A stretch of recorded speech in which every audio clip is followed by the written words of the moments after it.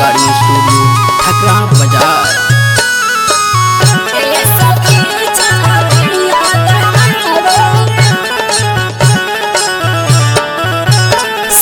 भूखल बाटे हो मुँह सूखल बाटे हो, देखा बीत गईल टाइम नाही रुकल बाटे हो। ए सखी सभे भूखल बाटे हो मुँह सूखल बाटे हो, देखा बीत गईल टाइम नाही रुकल बाटे हो। गईल भोर देखा लेट भइल बावे, चला पिड़िया दहबावे। ए सखी चला पिड़िया दहबावे, ए सखी चला पिड़िया दहबावे।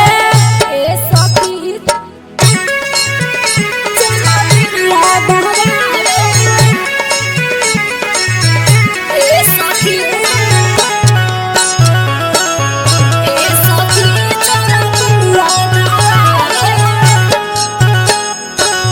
हली हली सखी तू दसरी आई, डीजे पर ठुमका लगावल जाई।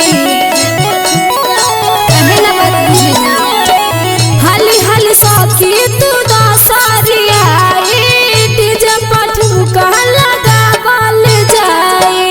खुशी के मारे हमें कुछ न भावे, चला पिड़िया दहबावे।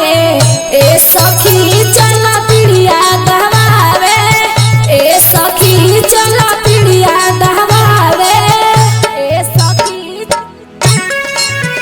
चला पिड़िया दहबावे। ए सखी चला पिड़िया दहबावे। सबका से पिड़िया लागे हमर बेटर, मिस्टर महेश बनी जइहे ऑपरेटर। सबका से पिड़िया लागे हमर बेटर, मिस्टर महेश बनी जइहे ऑपरेटर। भीखे सिंह करिश्मा के गीतिया बजावे, चला पिड़िया दहबावे।